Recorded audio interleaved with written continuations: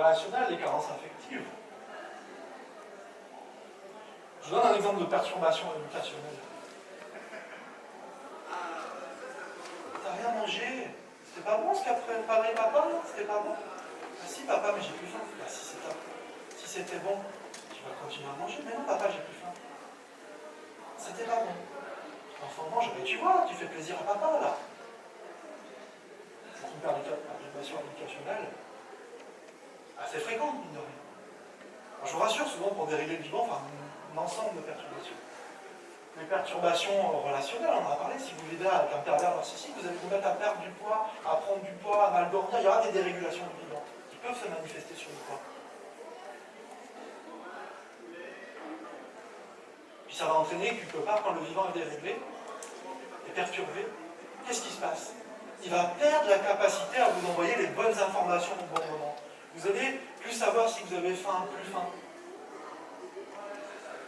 Donc il y a des perturbations, ce qu'on appelle l'homéostatique énergétique, c'est que le corps, en gros, il n'arrive plus à envoyer les bonnes informations. Vous ne savez plus si vous mangez parce que vous êtes en train d'éviter des émotions, parce que vous avez faim. Même, encore, si on prend juste la carence de sommeil, vous dormez moins de 5 heures par nuit, votre corps va vous demander de la nourriture alors qu'il n'a pas besoin. Il va vous amener à surmanger. Ça entraîne des dérégulations dans tous les systèmes métaboliques, le niveau de notre système nerveux autonome, tout le bazar qui se passe dans ce formidable vivant. Oui, merci. Si on dépasse, ça sera sa faute. Vous l'avez tous repéré. Et quand on regarde un petit peu, c'est toutes les pratiques d'amaigrissologie, c'est-à-dire toutes les pratiques qui visent à agir sur le poids par une forme de contrôle, ne sont ni plus ni moins que des traumatismes qu'on rajoute dans des systèmes traumatisés. Ce qui explique qu'au fur et à mesure des régimes, qu'est-ce qui se passe? On n'a pas remis d'équilibre dans un régime. On a reperturbé. D'ailleurs, les personnes qui font des régimes, elles vous disent, j'en bave, c'est dur, c'est compliqué, j'ai faim, je suis frustré, mais il faut bien. Votre corps est en train de vous dire que ça ne va pas. Donc on rajoute souvent en fait le soin des personnes qui souffrent d'obésité, c'est de remettre des traumatismes dans le traumatisme en leur demandant de faire des efforts. En leur demandant de faire attention plutôt que de porter l'attention.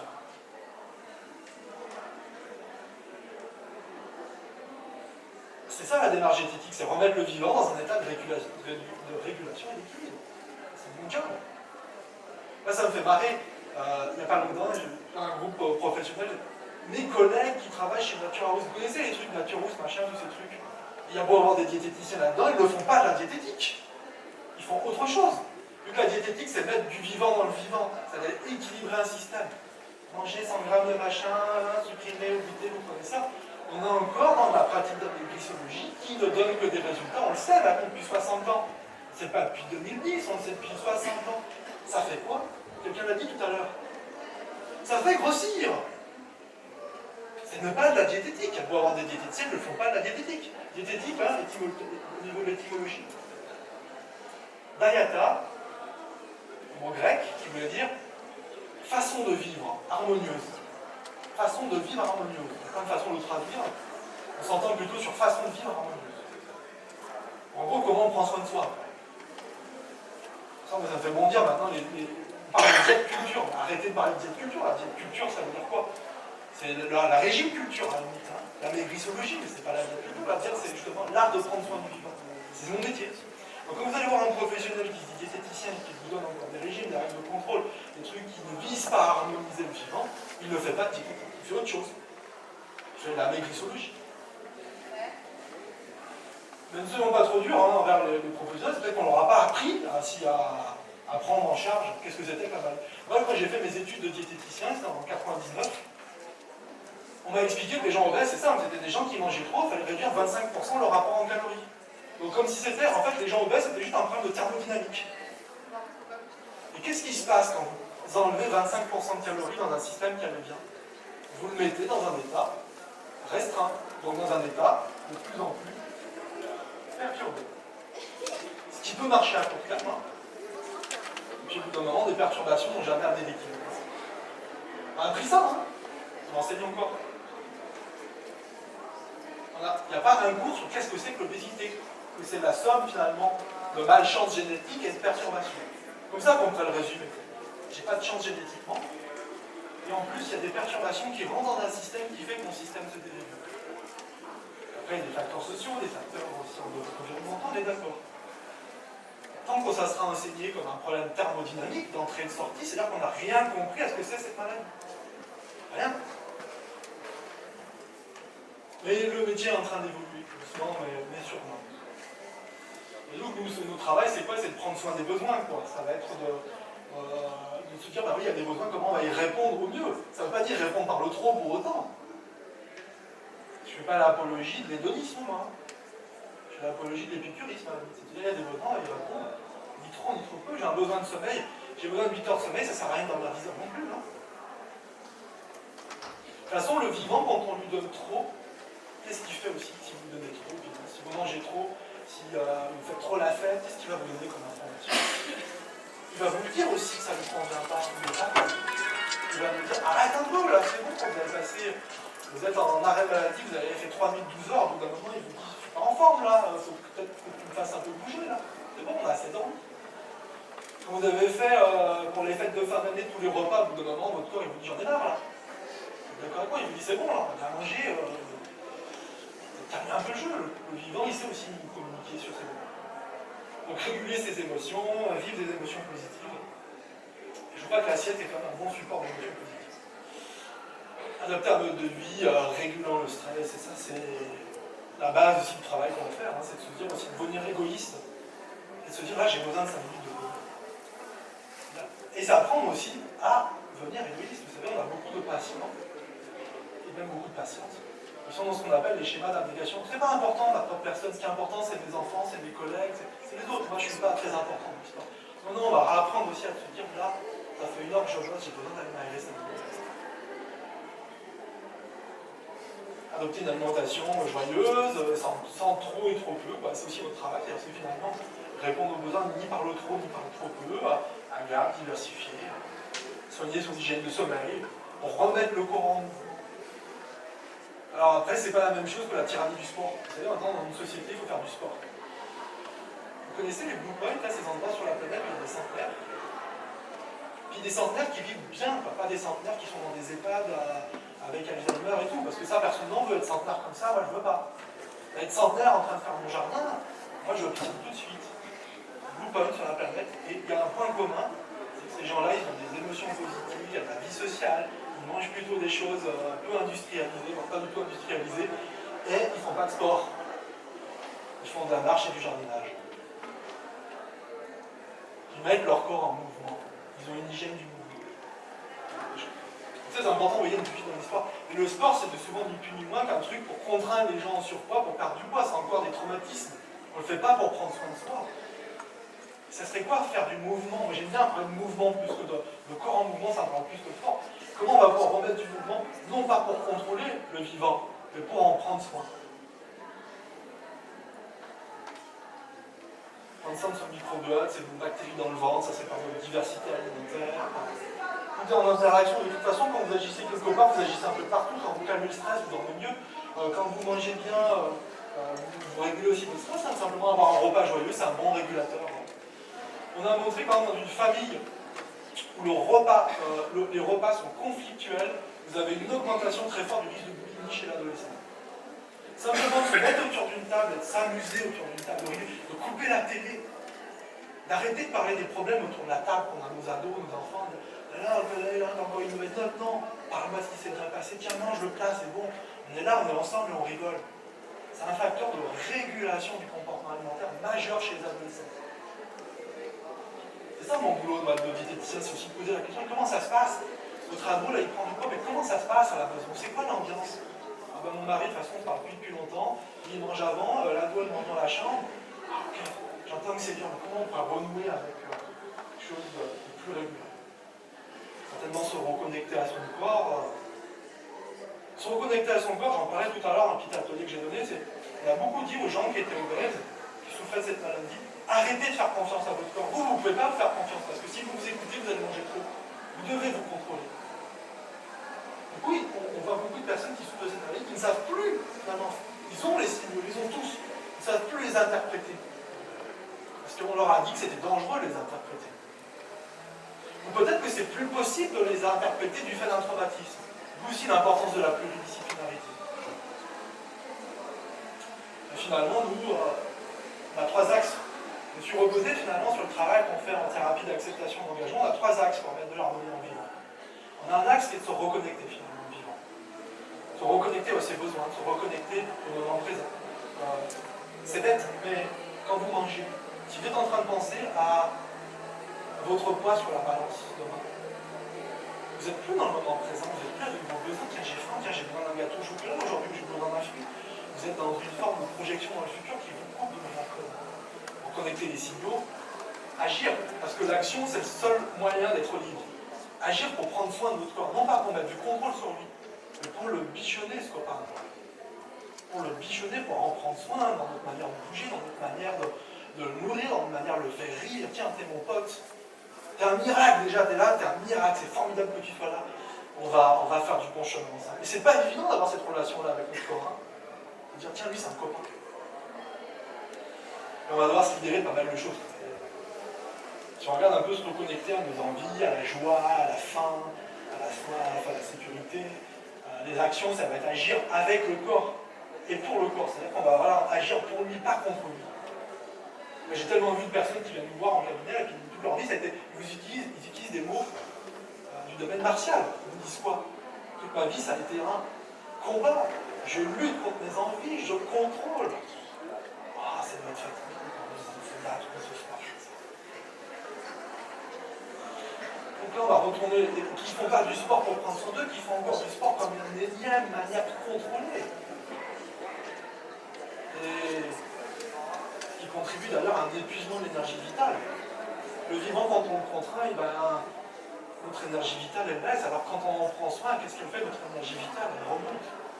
Pour moi, c'est ça aussi le soin diététique. Si je devais le résumer, c'est comment on va pouvoir faire remonter l'énergie vitale.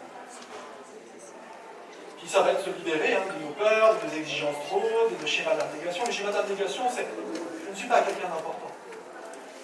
Il y a des soignants parmi nous. Il y a des instituteurs, des ATSEM, des choses comme ça. Vous avez beaucoup de probabilités, si vous êtes soignant, si vous êtes dans l'éducation nationale. En gros, si votre métier c'est de vous occuper des autres, d'avoir des schémas d'abnégation. C'est-à-dire, mais en même temps, si vous n'avez pas de schéma d'abnégation, c'est-à-dire s'occuper des autres avant soi, vous allez vraiment travailler à l'hôpital, une infirmière, elle va travailler pour 1600 balles, dans des conditions de travail comme ça, non, il faut faire dans l'abnégation totale. Et ça, c'est important aussi de se dire, non, ouais, ok, je m'occupe des autres, mais je veux aussi tomber le projecteur vers mes besoins. Les gens qui ont des très hauts schémas d'abnégation ont souvent une très grosse déconnexion avec leur corps. Donc ça, c'est le truc qu'on va bosser. On va aussi se débarrasser, se libérer de nos habitudes toxiques. Parce que dans nos habitudes, il y a aussi des choses qui ne servent pas à prendre soin de nous. Si quand je m'ennuie, je fume du tabac ou je mange des chips, ça ne sert peut-être pas à prendre soin de nous. Mais on va essayer d'agir là-dessus, de se libérer de ça, sans rajouter des couches de culpabilité, de honte et de jugement. Donc l'acte de la connexion, c'est le premier axe sur lequel on peut bosser. Et moi j'aime bien parler d'interoception. Vous savez, à toi on parle souvent de 5 sens. Tout le monde connaît les 5 sens? C'est une connerie absolue, on n'a pas du tout 5 sens, on en a plus que 10, voire 12 selon les experts.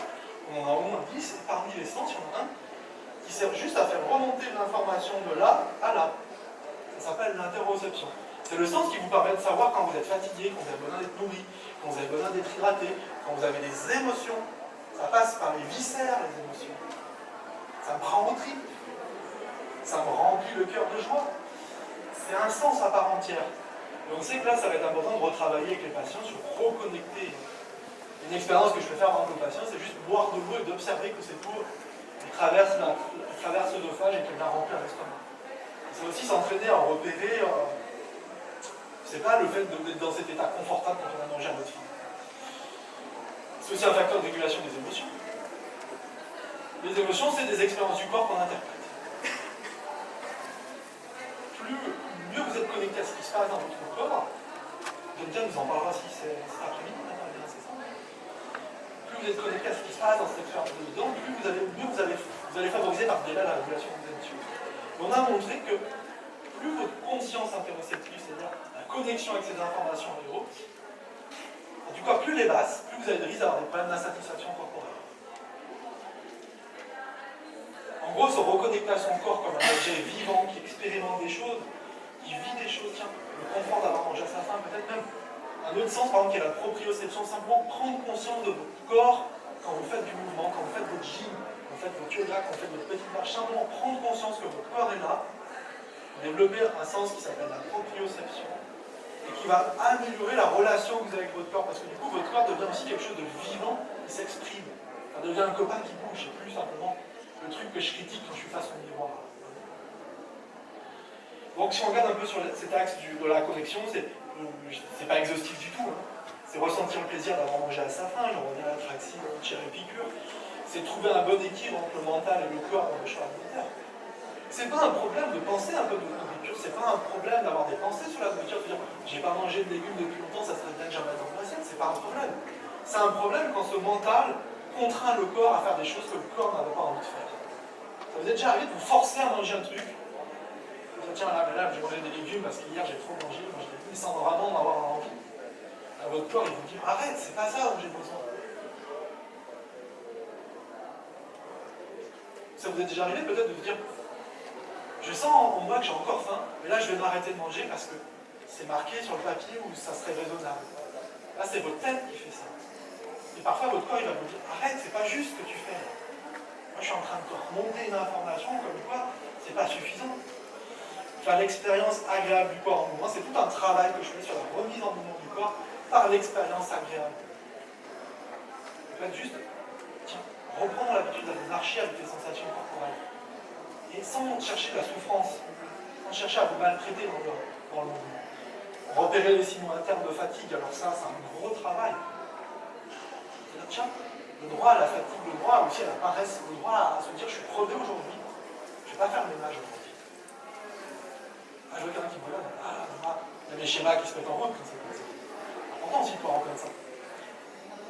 C'est un truc de clinicien, on le voit tous, quand vous êtes déconnecté de vos sensations de fatigue, du coup, votre corps il va tout se dérégler, il va y compris vous envoyer de l'information, va bouffer pour vous détendre. Peut-être que c'était juste du repos dont j'avais besoin. Donc là, j'en ferai un moment, c'est pas grave.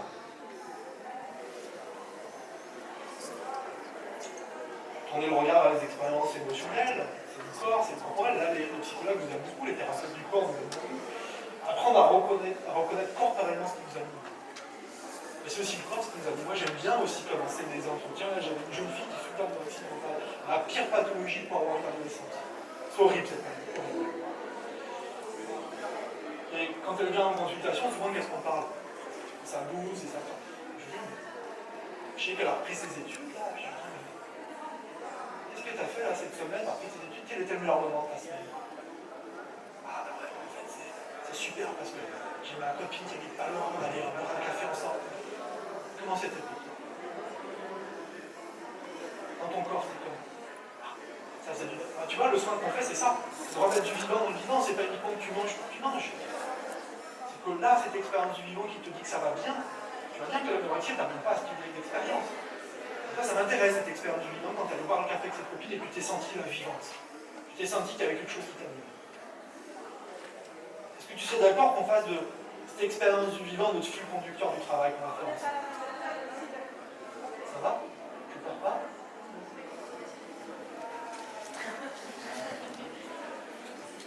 On va dépasser comme de madame.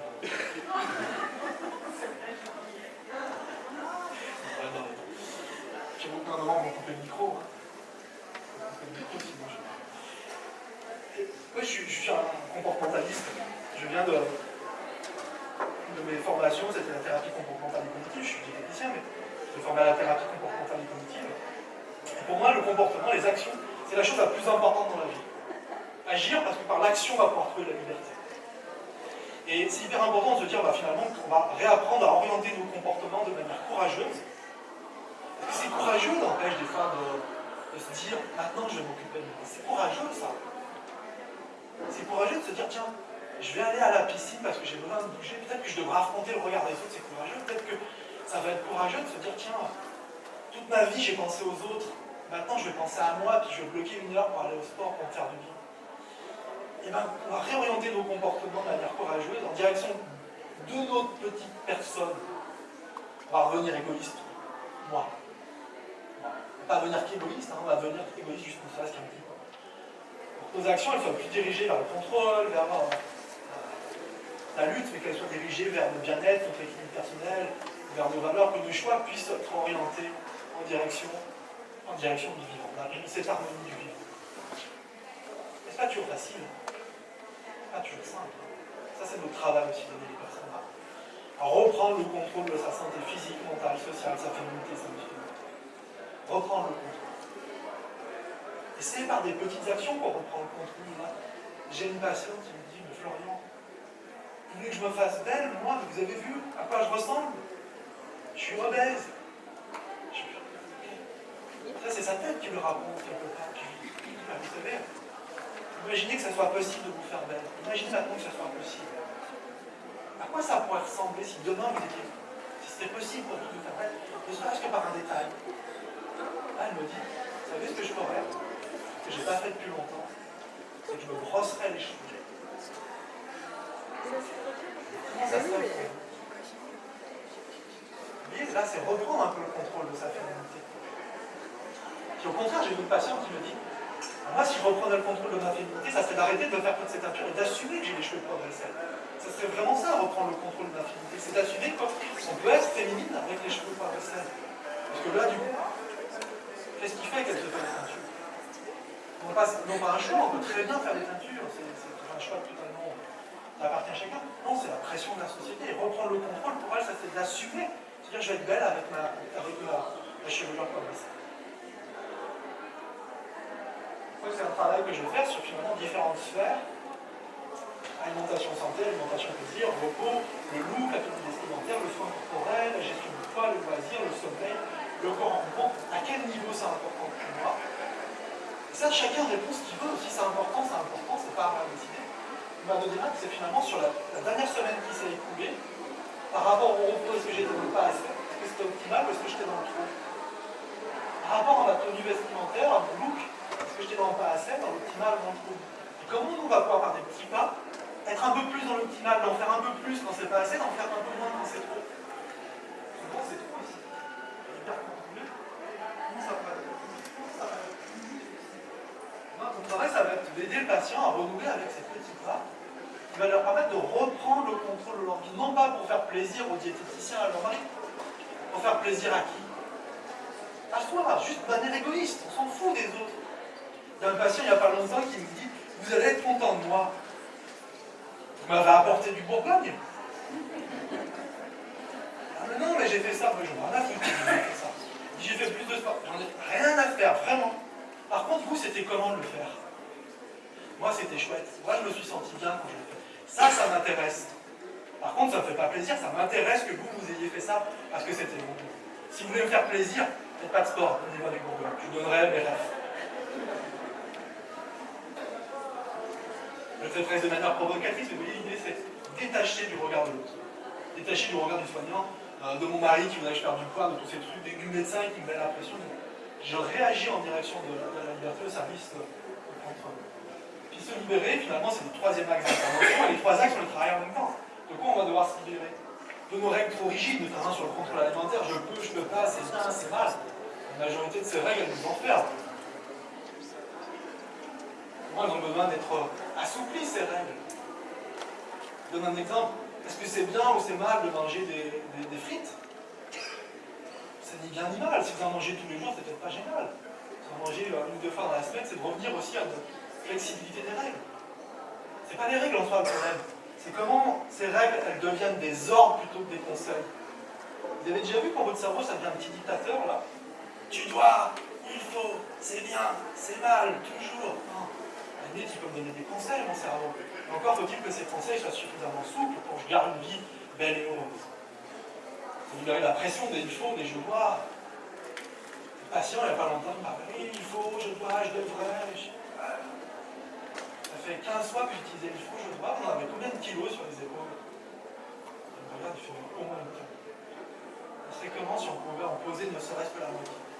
C'est plus léger. Ok, bah, vous voyez, le travail qu'on va faire ensemble, ça va être aussi peut-être poser une partie de l'autre.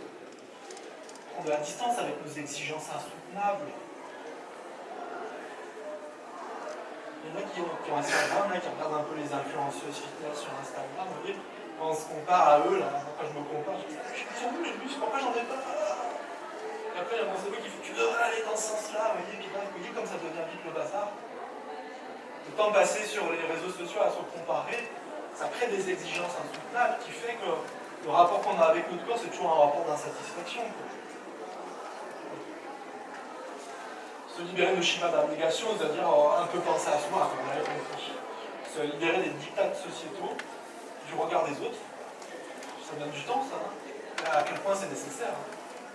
Se libérer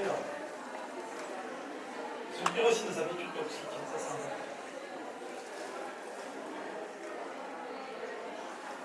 Se libérer du regard des autres, je crois que c'est quand même la chose la plus importante, parce que tant qu'on n'est pas libéré du regard des autres, suffisamment, on n'est jamais totalement libéré. Tant qu'on n'est pas suffisamment, on est obligé en fait de jouer des rôles. On est obligé de se conformer à ce qu'attendent les autres. Mais en fait, se libérer du regard des autres, c'est extrêmement... ça s'entraîne, c'est un entraînement, c'est un travail pluridisciplinaire qu'on fait avec les psychologues, etc. C'est quelque chose de fondamental, parce que tant qu'on n'est pas libéré du regard des autres, on est vraiment coincé. Et c'est hyper courageux de se libérer du regard des autres, parce que se libérer du regard des autres, ça veut dire qu'il va falloir derrière assumer que ce qu'on est profondément ne plaise pas à tout le monde. Vous voyez ce que je veux dire? Tiens, j'ai ce corps-là, j'ai décidé que j'allais à la piscine, ça te plaît pas, c'est ton problème. Donc ça, c'est tout un travail qu'on va faire pluridisciplinaire, vous voyez, qui est hyper important. Moi, c'est toujours un truc que je bosse dans le travail avec le patient, c'est toujours vrai. Quand je suis coincé dans le regard des autres, c'est encore aussi faire plaisir à l'autre. Hein. C'est encore essayer de se conformer à ce que les autres attendent de nous. Et regarde ça, je suis même avec 2 minutes d'avance.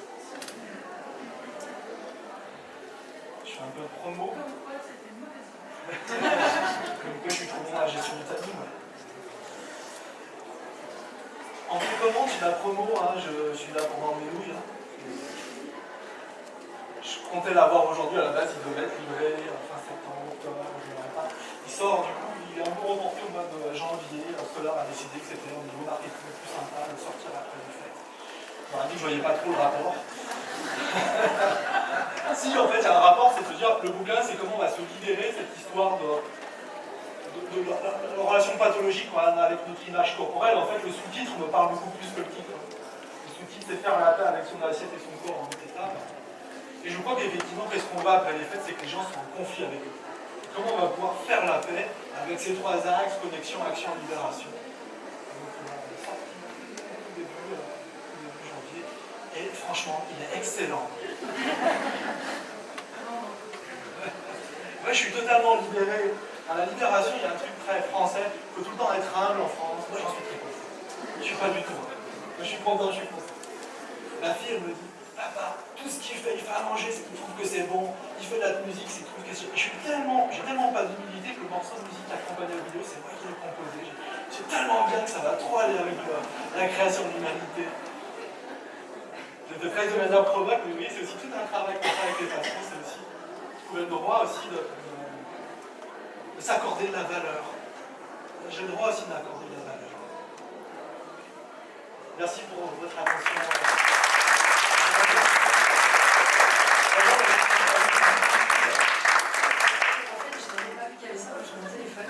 Franchement, c'est vraiment un honneur d'avoir, en fait, on va dire, un quattro qui vient en dehors de la Franche-Comté.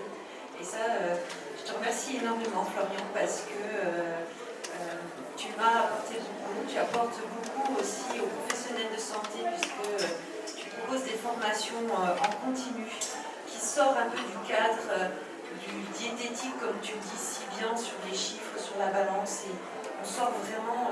c'est pas que le facteur poids, il y a tout un environnement autour et la conséquence c'est d'aller déjà chercher la cause et c'est vrai qu'on a encore cette représentation du diététicien, restriction, t'as pas le droit de manger ci, on le sent aussi après une chirurgie d'obésité où souvent on a le regard des autres et tu manges que ça et puis t'étonnes pas si tu reprends du poids avec ce que tu manges et tout ça et on a toujours encore ces injonctions qui sont difficiles encore dans notre société.